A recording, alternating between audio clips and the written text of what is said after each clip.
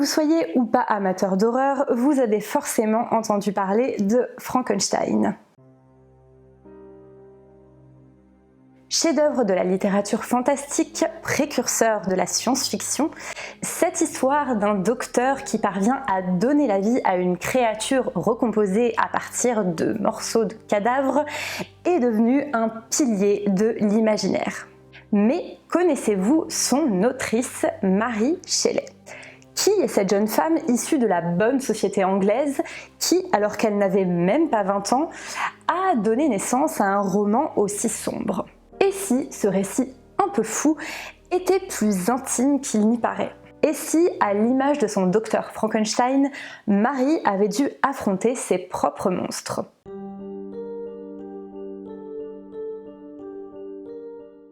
Mary Shelley, de son nom de jeune fille Gonwin, née en 1797 dans les faubourgs de Londres, dans un milieu assez aisé et un cadre familial plutôt exceptionnel pour l'époque. En effet, elle est la fille de Mary Wollstonecraft, philosophe à l'origine du pamphlet Défense des droits des femmes, considérée aujourd'hui comme une des premières féministes.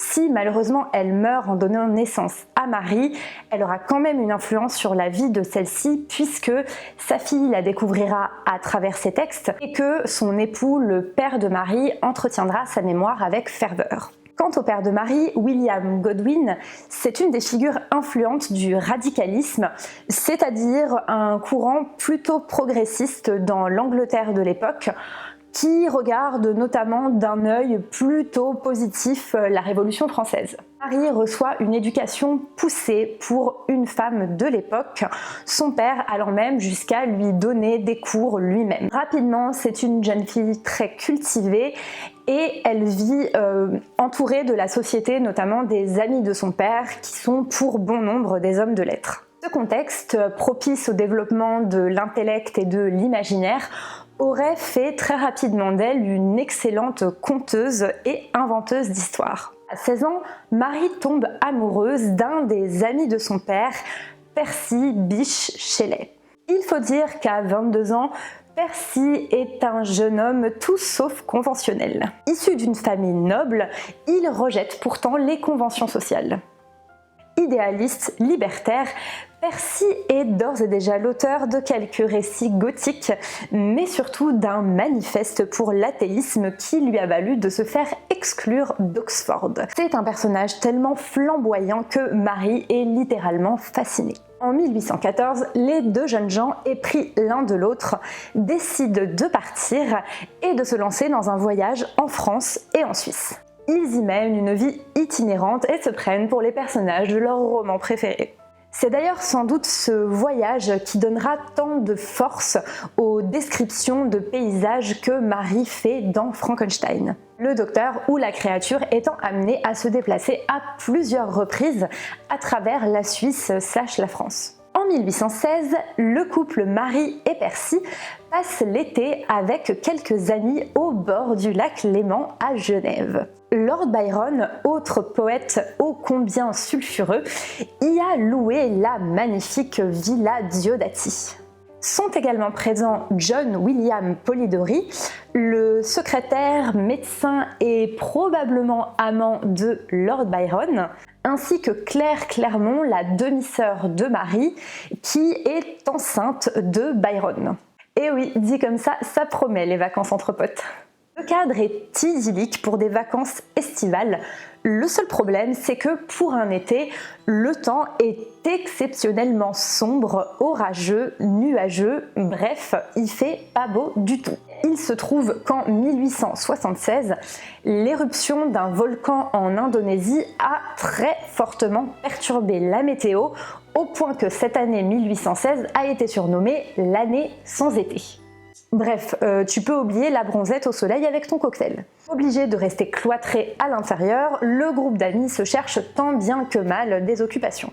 Et un soir, alors qu'ils se lisent des histoires de fantômes au coin du feu, Byron propose d'organiser un petit concours d'écriture. Pour tromper l'ennui, il suggère que chacun écrive son histoire fantastique, histoire qu'il imagine qu'ils pourront ensuite compiler en un recueil.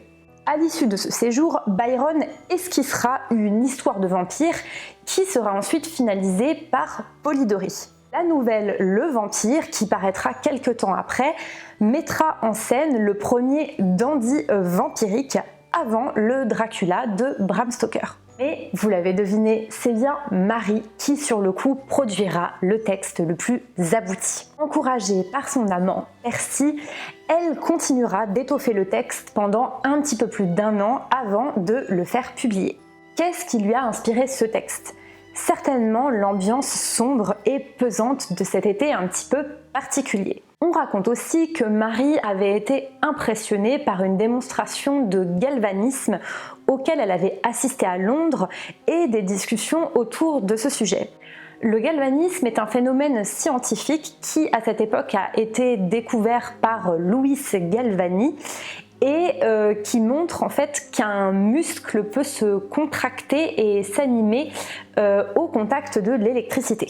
On comprend alors pourquoi Frankenstein peut être considéré comme un des premiers récits de science-fiction. Il extrapole à partir d'un concept scientifique et imagine que l'électricité pourrait carrément ramener quelqu'un à la vie. Mais ce propos sur la science serait plutôt pessimiste puisque dans Frankenstein, cet acte de création, cet acte de progrès scientifique est suivi par des conséquences néfastes.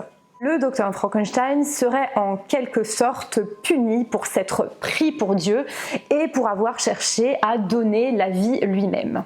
Si elle n'est pas complètement bancale, cette interprétation me paraît assez limitée. Il faut commencer par souligner que le roman Frankenstein est bien plus nuancé que certaines adaptations le laissent penser. Dans cette histoire, il n'y a pas vraiment de gentils ou de méchants. Alors que la créature est souvent représentée comme une brute épaisse dans les adaptations, avec des difficultés de diction importantes, dans le roman, elle est intelligente, sensible et elle apprend rapidement à s'exprimer absolument correctement. De même, Victor Frankenstein n'est pas un savant fou. Pas de laboratoire obscur, pas de grandes exclamations, pas d'Igor bizarre pour le seconder. En revanche, il sombre dans une profonde dépression après avoir créé la créature.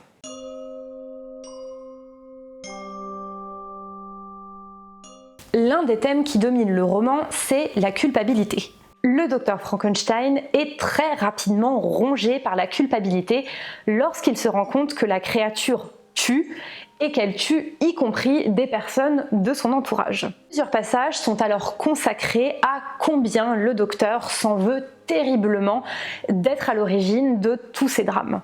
Précisément, déjà très jeune, Mary Godwin, bientôt Shelley, a assisté à un certain nombre de morts autour d'elle.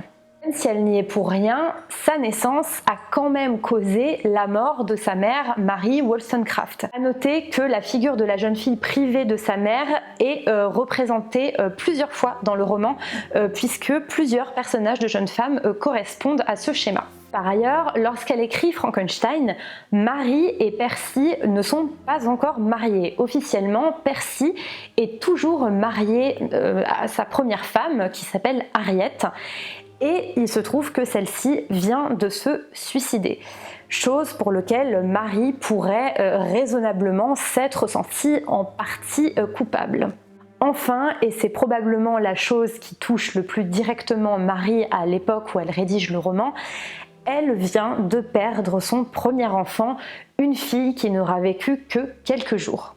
La mort de sa mère qu'elle n'a jamais connue, le suicide de la femme de Percy et la perte de son premier enfant, autant d'événements tragiques dont Mary peut se sentir plus ou moins responsable et qui peut lui avoir donné envie de mettre en mots la culpabilité qu'elle ressent à travers le personnage du docteur Frankenstein. L'autre thème prédominant, c'est celui du rejet. La créature est désespérée de ne susciter que l'horreur chez les humains. Elle est complètement rejetée par la société et souffre de n'être aimée de personne pas même de son créateur Victor Frankenstein. Or là aussi, il se trouve que dans son entourage, Marie a eu beaucoup d'exemples de personnes qui ont été rejetées ou méprisées assez injustement. Dans beaucoup de cas, il s'agit de femmes ayant souffert des conventions sociales de l'époque et notamment des conséquences du fait d'avoir un enfant hors mariage à cette période. Rappelons que Marie a grandi dans un contexte propice à déceler les injustices subies par les femmes.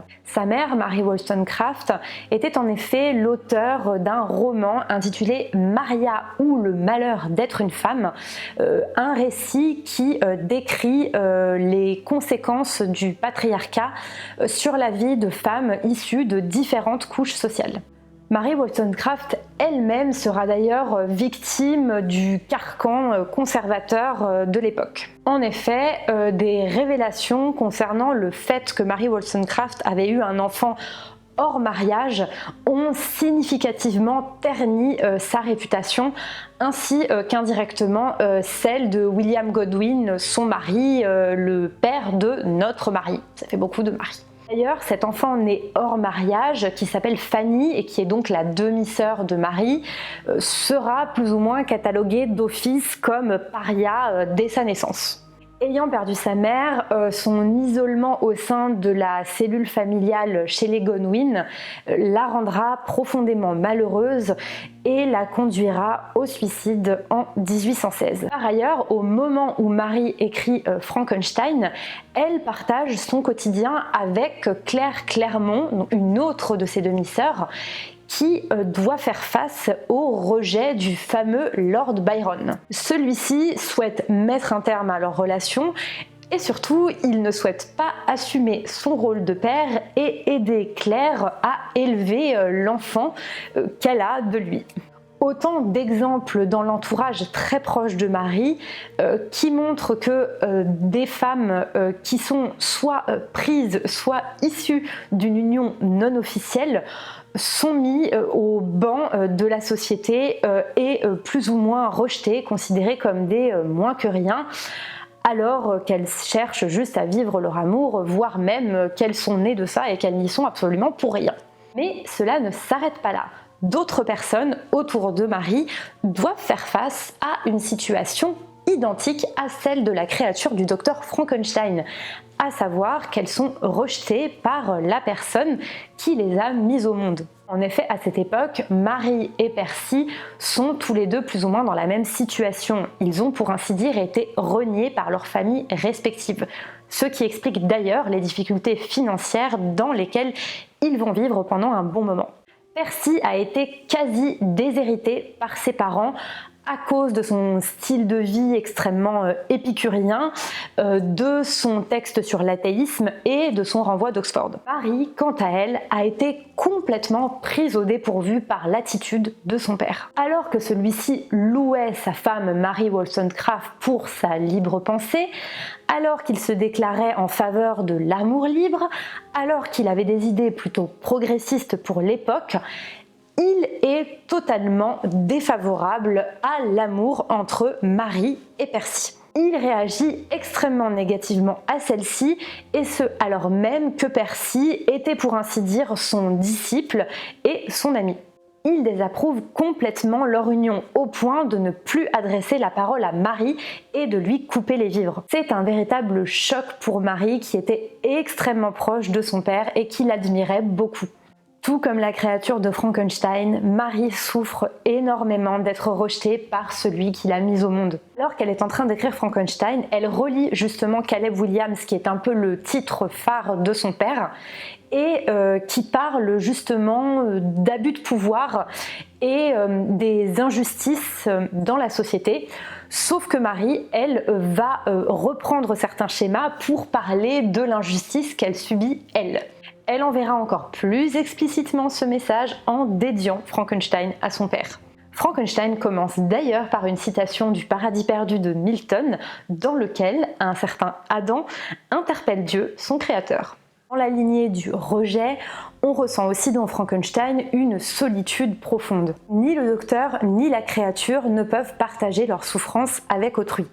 Victor a fait quelque chose de trop incroyable pour qu'il en parle sans qu'on le prenne pour un fou. Et la créature ne peut pas vivre dans le monde des humains, chez qui elle ne suscite que de l'effroi, et elle est condamnée à vivre reclus dans la forêt, dans les montagnes, à l'abri des regards et solitaire. Que ce soit le docteur Frankenstein ou sa créature, ils sont tous les deux terriblement seuls face à leurs démons. Or, comme je l'ai dit, à cette époque, Marie souffre précisément de cette coupure, de cette rupture avec son père. Elle n'a du coup pas pu partager avec lui la douleur de son deuil au moment où elle a perdu son bébé, puisque William Godwin n'a pas voulu entendre parler de cet enfant né hors mariage. Mais ce qu'il faut savoir, c'est qu'a priori, elle n'a pas non plus été particulièrement soutenue par Percy, qui ne se serait pas montré particulièrement affecté par la mort de sa fille, en tout cas bien moins que Marie elle-même qui vit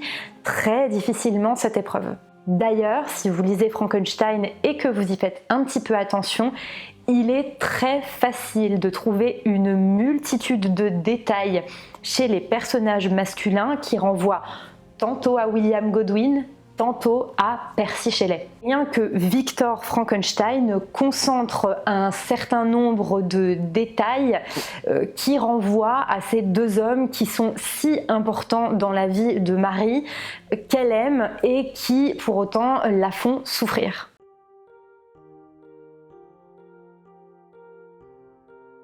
Clairement, Marie n'aura pas une vie facile. Elle aura tout de même le bonheur de retrouver son père, avec qui elle se réconciliera une fois que elle et Percy seront officiellement mariés tout à la fin de l'année 1816. En revanche, elle devra encore affronter la mort de deux autres enfants, sa fille Clara en 1818 et son fils William en 1819. Seul son quatrième et dernier fils, Percy Florence, survivra et grandira avec sa mère. Quant à Percy, il semble que Marie ait eu du mal à accepter que celui-ci se rapproche parfois d'autres femmes. En revanche, il semble que le couple ait conservé une complicité littéraire assez forte. Même si Percy n'était pas facile à vivre, il a très clairement soutenu Marie dans l'écriture. Malheureusement, Percy laissera très rapidement Marie puisqu'il décédera très jeune dans un accident de bateau en 1822. Mary Shelley passera le reste de sa vie à promouvoir les écrits de son mari et à écrire elle-même. Concernant Frankenstein, l'œuvre sera tout d'abord publiée anonymement, puis peu de temps après sous le nom de Mary Shelley. D'ailleurs, lorsque quelques années après, l'opinion apprend que ce livre a été écrit par une femme, les critiques vont bon train. Mais bon, la postérité ne retiendra pas leur mauvais esprit puisqu'aujourd'hui, le statut de chef-d'œuvre de Frankenstein est indéniable. Frankenstein est un roman extrêmement riche et il existe énormément de grilles de lecture possibles de l'œuvre. Psychanalytique, politique, stylistique, je ne peux pas toutes les aborder ici. Certains trouveront peut-être l'interprétation biographique un petit peu facile, je trouve qu'elle fonctionne remarquablement bien ici. Tant quand on lit Frankenstein et qu'on connaît la vie de Mary Shelley, on a l'impression que l'un regorge d'écho vers l'autre. En tout cas, j'espère que cette vidéo vous aura intéressé et qu'elle vous aura peut-être donné envie de découvrir Frankenstein. Cette vidéo est la première d'une série que j'envisage de consacrer aux femmes qui écrivent de l'imaginaire et plus particulièrement du fantastique et de l'horreur. Quand on parle de fantastique horrifique, les premiers noms qui viennent sont souvent Lovecraft, King ou encore Poe, alors que pourtant les femmes ne sont pas en reste. Vu le statut canonique de Frankenstein, il m'a semblé que débuter par Mary Shelley était plutôt adapté. N'hésitez pas à me dire si ça vous a plu et à bientôt pour une nouvelle rencontre avec une femme fantastique. Allez, salut!